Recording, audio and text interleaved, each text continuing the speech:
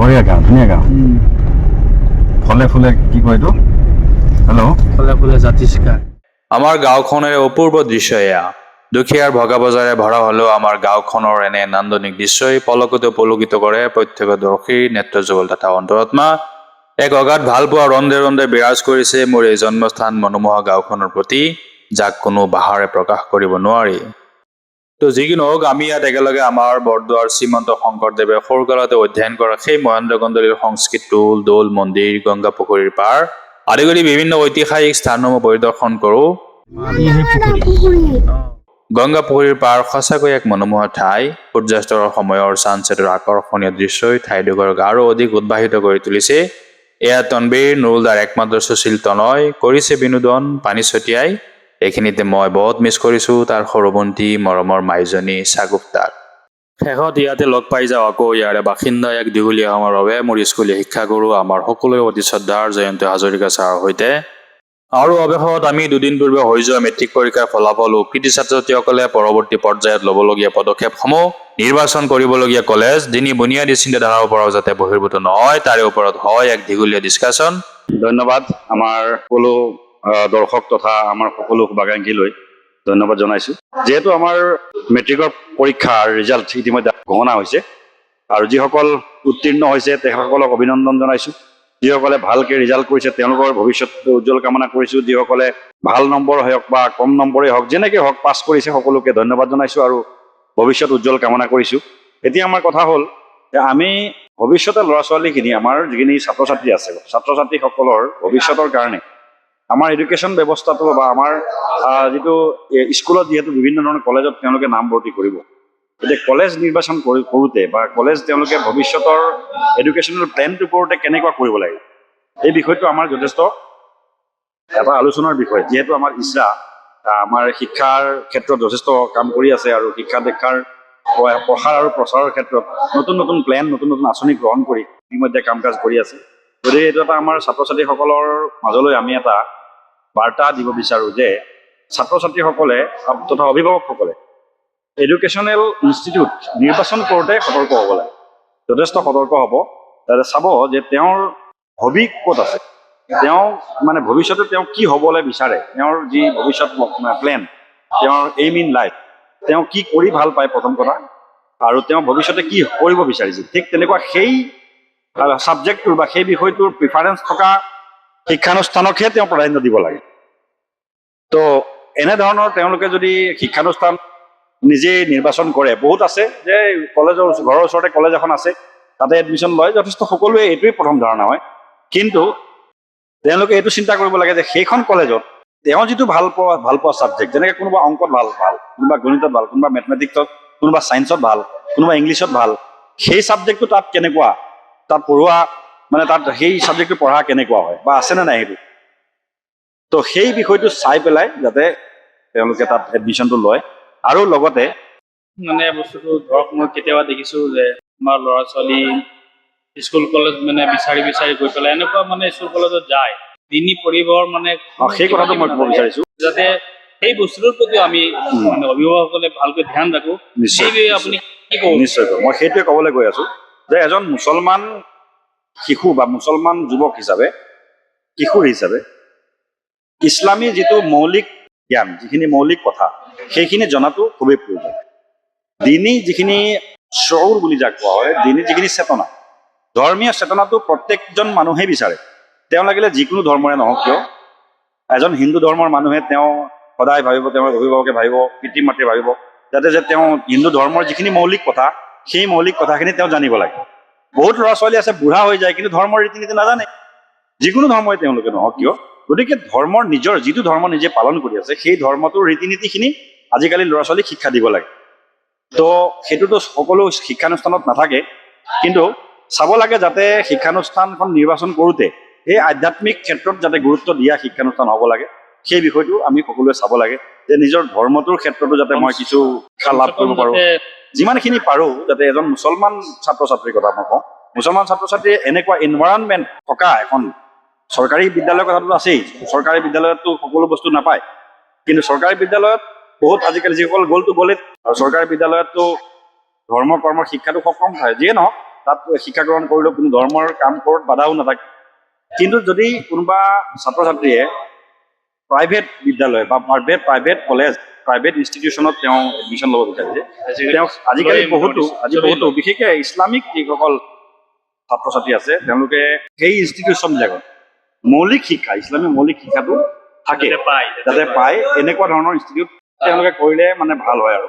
কাৰণ মক্তবত শিক্ষাটো আমি যিহেতু মক্তবৰ শিক্ষা লোৱাটোতো কম্পালচৰি, আমি যিটো চুবাহী মক্তবৰ শিক্ষা এই চুবাহী মক্তবৰ শিক্ষাটো আমাৰ বহুতে নাপায়গৈ কাৰণ সময়ৰ কম থাকে। গতিকে আগলৈ যাতে তেওঁলোকে সেই ইনভাইৰনমেণ্টটো তেওঁ যে সেই আধ্যাত্মিক পৰিৱেশটো যাতে সেই ইনষ্টিটিউটবিলাকত পায় সেই বিষয়টো আমি আশা কৰোঁ যাতে সেই তেনেধৰণৰ হয়।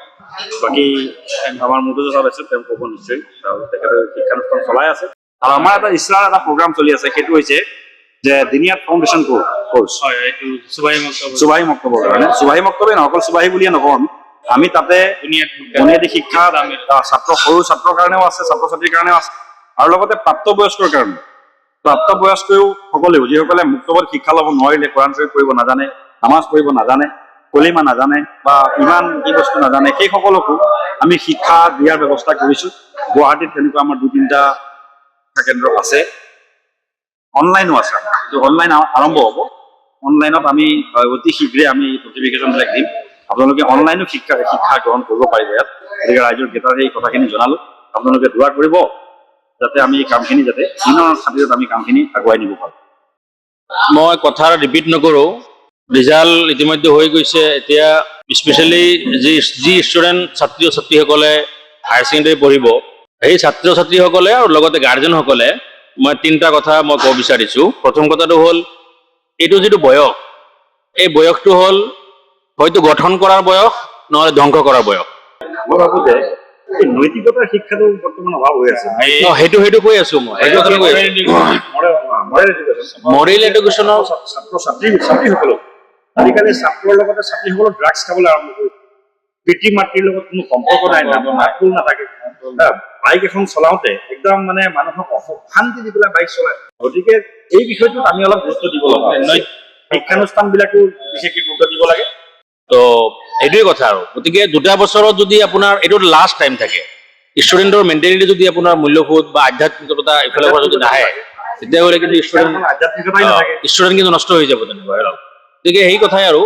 ছেকেণ্ড কথা এইটোৱেই, যদি আপোনাৰ কোনো মূল্যবোধ শিক্ষা, আধ্যাত্মিক শিক্ষাৰ বা আপোনাৰ দিন আমি ইছলামিকত আমি তাত নাম দিব পাৰোঁ আমি দিনিয়াত শিক্ষা। দিনিয়াত শিক্ষাৰ যদি কোনো হায়াৰ ছেকেণ্ডেৰীত সুবিধা আছে তেতিয়াহ'লে ভাল কথা। আৰু যদি কোনো আনুষ্ঠানিকভাৱে তেনে সুবিধা নাথাকে, তো ব্যক্তিগতভাৱে হ'লেও তেওঁলোকৰ ছোৱালীজনীক বা ল'ৰাজনক কোনোবা টিউচন আকাৰত হ'লেও প্ৰেক্টিচ কৰাই দিব লাগিব। আমিতো সদায় কৈ আছোঁ, সেই Islamic studies and research academy আমাৰ পূৰ্বৰে পৰা শিক্ষা দীক্ষাৰ কথাই কৈ আছে আৰু কৈ থাকিব ইনশাআল্লাহ। যেতিয়ালৈকে এজন গাঁৱৰ মুছলমান ছাত্ৰ শিক্ষক তেওঁ যেতিয়ালৈকে শিক্ষা দীক্ষাত আগবাঢ়ি নাযাব, তেতিয়ালৈকে মুছলিম সমাজ আগবাঢ়ি নাযাব। গতিকে আমি শিক্ষা দীক্ষা গ্ৰহণ কৰিবই লাগিব, উচ্চ শিক্ষাৰে শিক্ষিত আমাৰ ল'ৰা ছোৱালী কৰিব লাগিব। তাৰ লগতে আমি এইটো কওঁ, মূল্যবোধ আৰু নৈতিকতাৰ শিক্ষাৰে ল'ৰা ছোৱালীক শিক্ষিত কৰিব লাগিব। অকল নম্বৰ, আজিকালি নম্বৰটোত মানুহ বেছি গুৰুত্ব দিয়ে যে নম্বৰ আমি হায়েষ্ট পাব লাগে, ডিষ্টিংশ্যন ষ্টাৰ মাৰ্ক পাব লাগে। ষ্টাৰ মাৰ্ক ডিষ্টিংশ্যন পোৱাটো পালে ভাল কথা, কিন্তু ইমান জৰুৰী নহয় যিমান জৰুৰী মূল্যবোধ আৰু চৰিত্ৰ গঠন শিক্ষা, যিটো ধৰ্মীয় শিক্ষা বুলি আমি ক'ব পাৰোঁ। ইয়াক ধৰ্মীয় শিক্ষা, আধ্যাত্মিকতাৰ শিক্ষা, এইখিনিও লগতে লৈ যাব লাগিব। এইখিনি কথাও আমাৰ অভিভাৱকসকলে চিন্তা কৰিব লাগে। আৰু শিক্ষানুষ্ঠানৰ যিসকল গৰাকী থাকে, বিশেষকৈ আজিকালি প্ৰাইভেট স্কুল বহুত হৈছে। প্ৰাইভেট স্কুল এনেকুৱা হৈছে চব ব্যৱসায়ী মেণ্টেলিটি লৈ পেলাই মানুহে ভাবে, বেয়া কথা নহয়, ভাল কথা। ব্যৱসায়ী যদি হয়, শিক্ষা দীক্ষা হয়, বেয়া কথা নহয়। আমাৰ বহুতো সংখ্যালঘু এলেকাত মানে ব্যৱসায় উদ্দেশ্যটো হ'লেও ছেকেণ্ডেৰী হ'ব লাগে, আচল হ'ব লাগে যে শিক্ষাৰ সেৱা, শিক্ষাৰ প্ৰমোট, শিক্ষাৰ সেৱাটো যদি সকলোৱে যাতে কৰে, এই বিষয়টো আমি সকলোৱে যাতে গুৰুত্ব দিওঁ।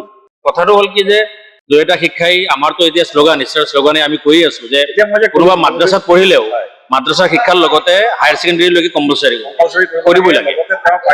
অন্তত উচ্চ শিক্ষা সেইটো পিছত, কিন্তু এইখিনিতো কৰিবই লাগে।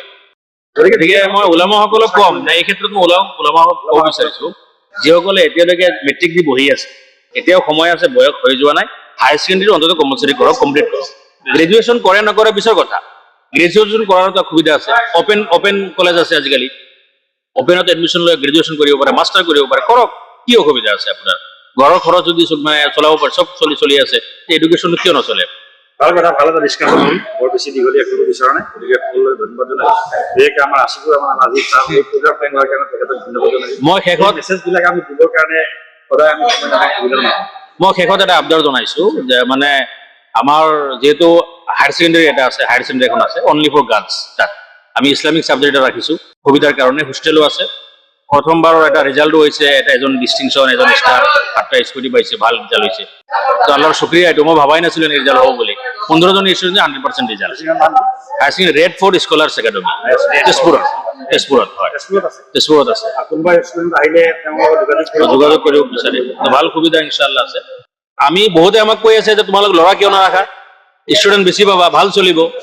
আমাৰ উদ্দেশ্য হ'ল ছোৱালীসকলে অলপ সুবিধা পাওক, ছোৱালীৰ গাৰ্জেণ্টে সুবিধা পাওক, ছোৱালীৰ এডুকেশ্যনৰ যথেষ্ট ভাল এটা পৰিৱেশ পাওক। আমি সেই উদ্দেশ্যত মানে এইটো দি আছো।